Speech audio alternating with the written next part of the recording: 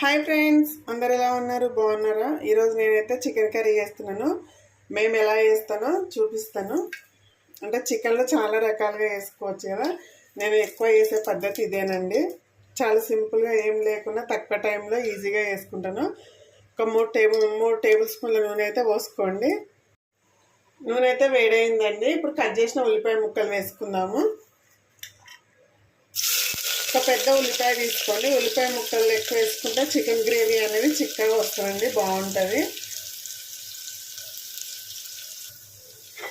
Cut చేసిన 2 పచ్చిమిర్చి ముక్కలు వేసుకోండి.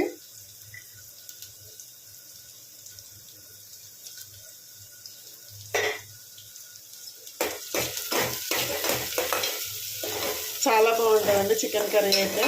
టైంకి ఇంట్లో ఏది లేకున్నా కానీ ఇలా ఈజీగా వేసుకోవచ్చు. ఉల్లిపాయలు అయితే మంచి కలర్ వచ్చే వరకు వేయించుకోండి.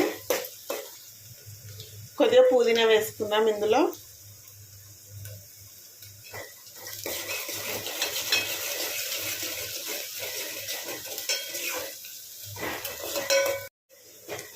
చూడండి, ఉల్లిపాయ, పచ్చిమిర్చి ఇంకా పుదీనా అయితే మంచిగా వేగిపోయింది కదా. ఇప్పుడు అల్లం వెల్లుల్లి పేస్ట్ వేసుకుందాము. ఒక పెద్ద స్పూన్ వేసుకోండి అల్లం వెల్లుల్లి పేస్ట్ అయితే.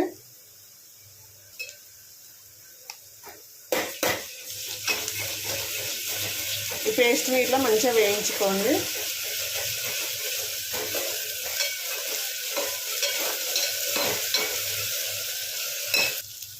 కొద్దిగా పసుపు వేసుకుందాము.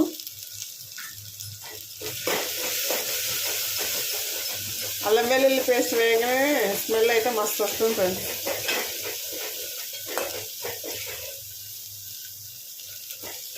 చూడండి, ఇలా ఫ్రై కావాలి మొత్తము. ఉల్లిపాయ అల్లం వెల్లుల్లి ఇట్లా మంచిగా వేగిపోయింది కదా. ఇప్పుడు చికెన్ వేసుకుందాం ఇందులో. ఫస్ట్ టైం మంచిగా కడిగి వాటర్ అన్ని ఆరిపోయే వరకు ఉంచుకోండి.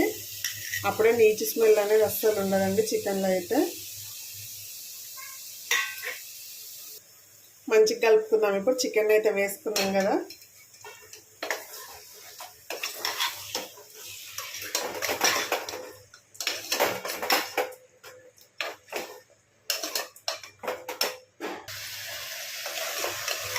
చూడండి, ఇలా మొత్తం కలిసిపోయింది కదా అంతా. ఇప్పుడు మూత పెట్టేసుకుని ఒక 5-6 నిమిషాలు మగ్గనిద్దాము.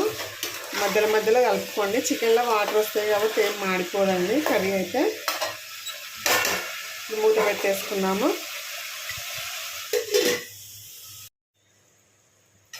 చూడండి, చికెన్ అయితే మంచిగా ఉడికిందండి. ఒక 5-6 మినిట్స్ తర్వాతనైతే వాటర్ వచ్చి మొత్తం ఎగిరిపోవాలండి. లైట్గా ఉండాలంటే. లైట్గా వాటర్ ఉన్నప్పుడు మనం కారం వేసుకుందాము. మరీ వాటర్లో వేయకండి, నీచు స్మెల్ అనేది వస్తుంది కారం ఇట్లా.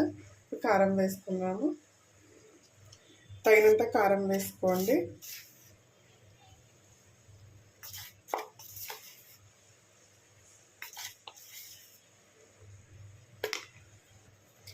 తగినంత సాల్ట్ వేసుకుందాము.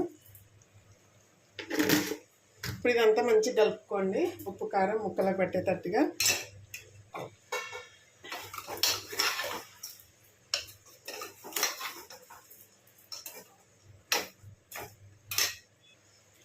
చూడండి, మూత పెట్టుకుందాము. కారం ఇట్లా అంతా మంచిగా కలుపుకున్నాం కదా. ఒక 5 నిమిషాలు అట్లా పెట్టుకోండి మూతనైతే. ఇప్పుడైతే వాటర్ వేసుకోకండి. మూత పెట్టి మంచిగా మగ్గనిద్దాము చికెన్ అయితే.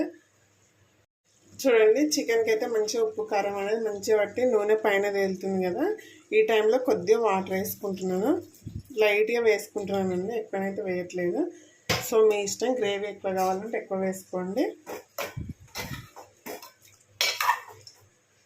దీన్ని మరొక 6 నిమిషాలు అయితే మంచిగా మగ్గనిచ్చేద్దాం. ఇంకా నేను ఇప్పుడే ధనియాల పొడి ఇట్లా వేస్తానండి, తర్వాత వేయను.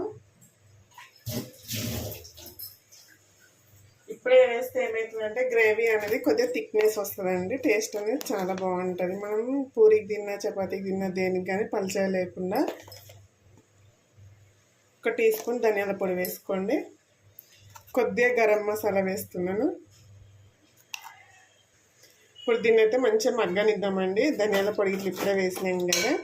నేనైతే టమాటా ఇట్లా ఏం వేయకుండా గ్రేవీ అయితే చిక్కగా వస్తుందండి. ఈ టైంలో మనం ధనియాల పొడి అనేది వేసుకుంటే కలపనవసరం లేదండి ఏమి.